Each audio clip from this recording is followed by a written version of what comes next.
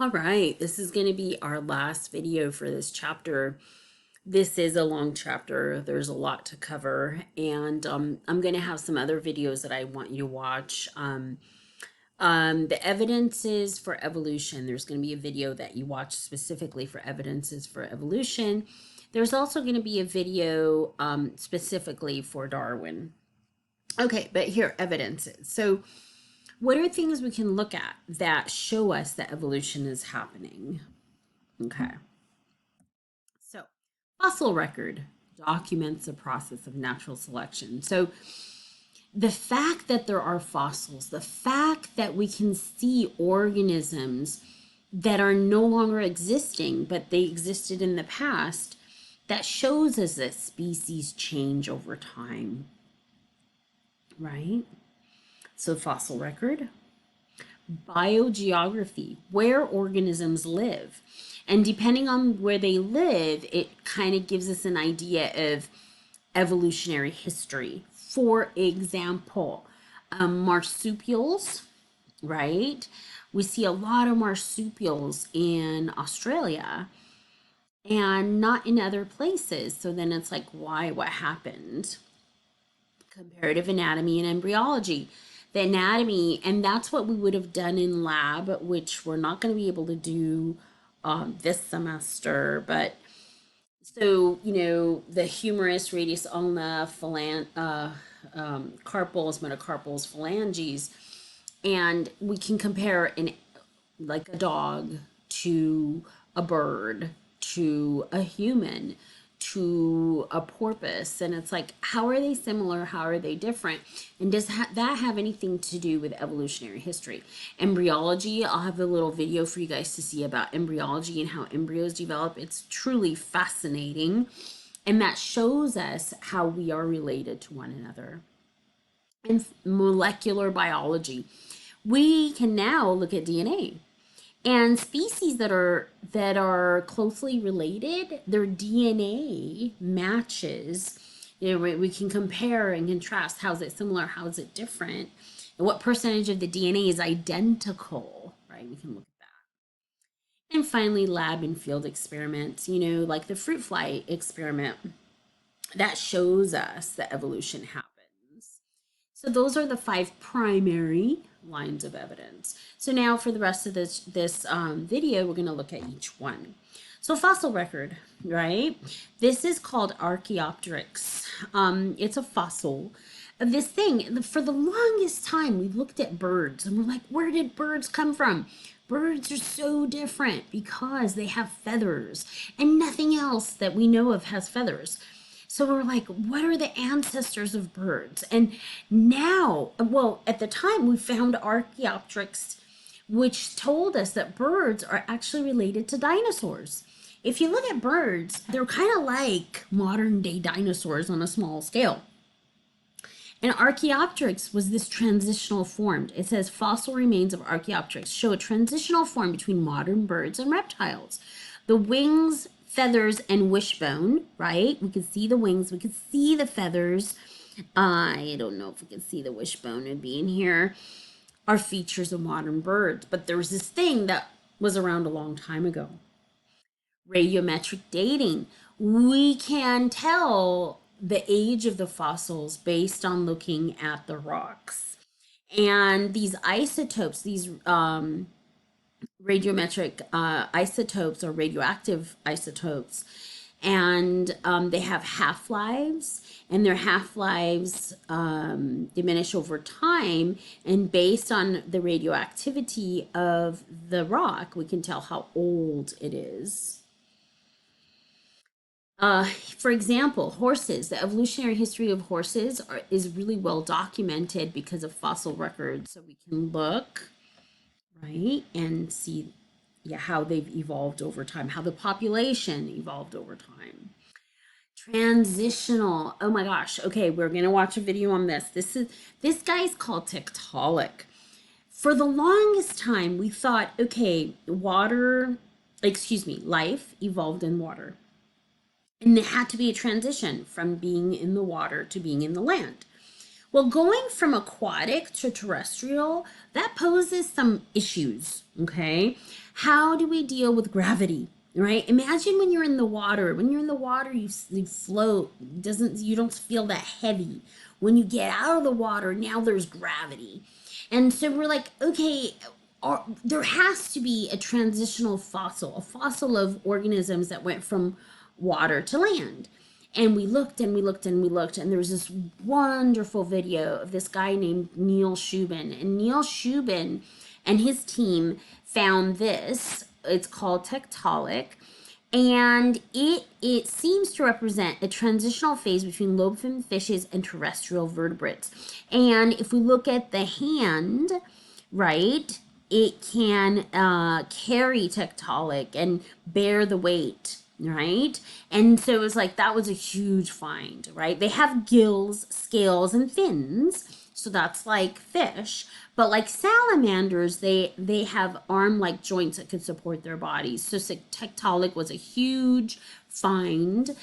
And there's a book that Neil Shubin wrote. It's called Your Inner Fish, and we're going to take a look at a video of that because it's really good, and it shows how scientists do science, and then it shows how we can look for organisms and fossils, and then this huge amazing find.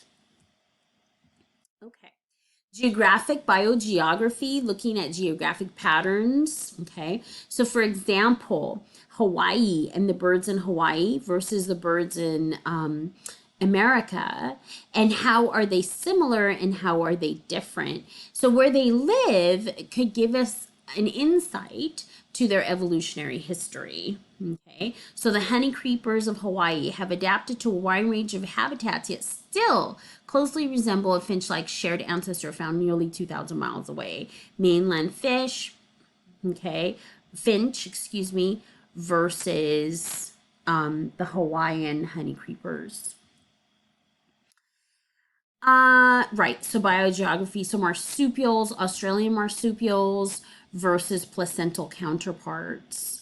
And these are found here versus those were found in Australia. And so could that have to do with evolution? And it does, not could it, it does. Embryology is so awesome. Looking at embryos and how they develop. And I'll have a little video for you guys to watch. The head, the tail, and gill pouches. So this is a shark. This is a turtle. This is a human. And this is a chicken. Yes, we had tails at one point. And we can see videos of embryos in different stages, and the similarities are quite astonishing. So then the question is, why? Is it because we have similar programming, right? And the way things are formed, because we have the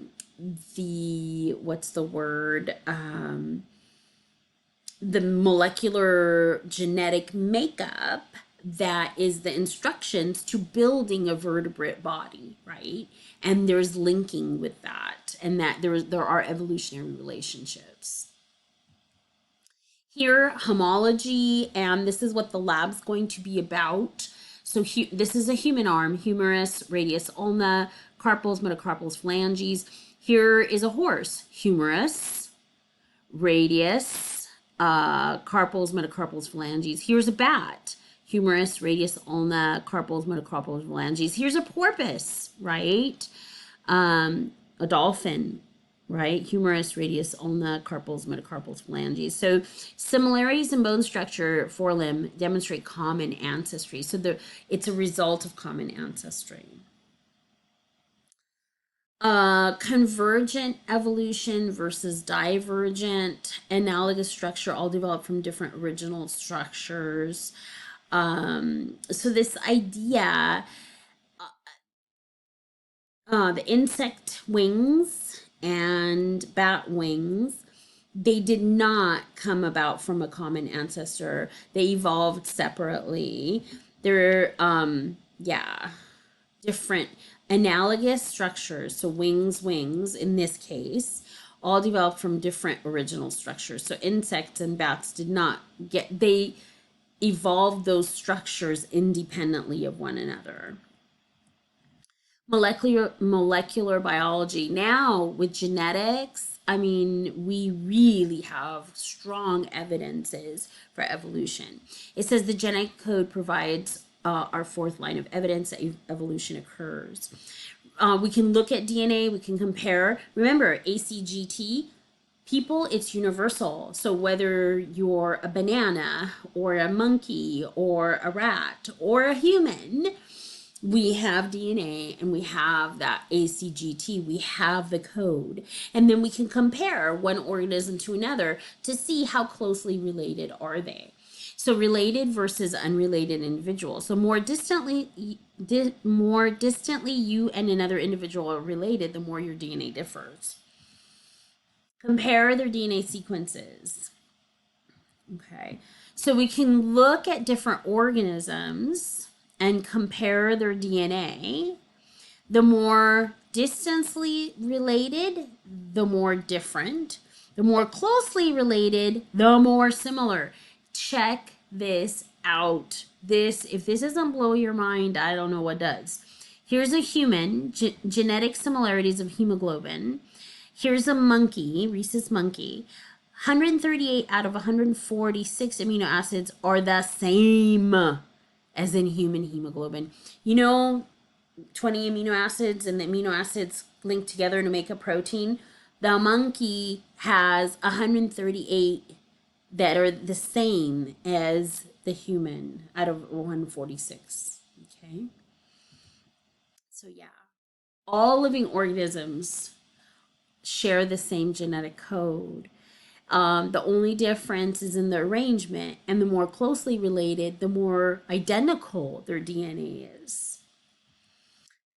Lab and field experiments. So we can look at lab experiments. So the fruit fly example is a great example of evolution in action. We can also look at the field. This is a really funny slide. It's really neat, actually.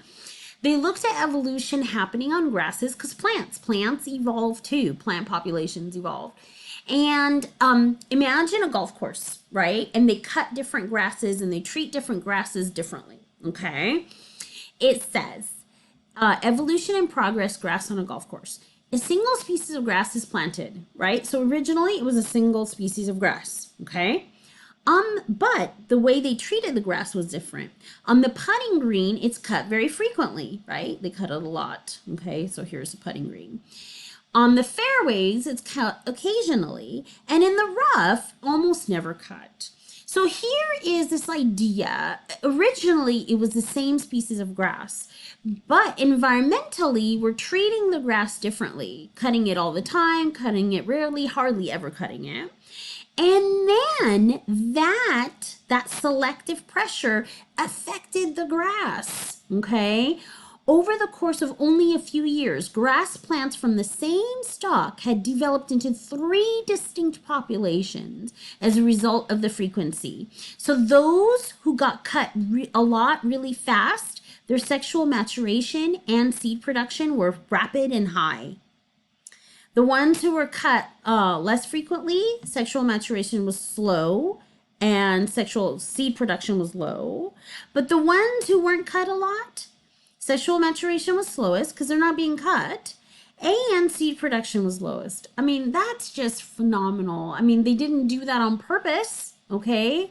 And when I say they, I mean the people with, the golf course. But this idea that the plants are affected and the populations change over time. Here, evolution of antibiotic resistance. Look at this. This is a petri dish and bacteria are growing and this is penicillin.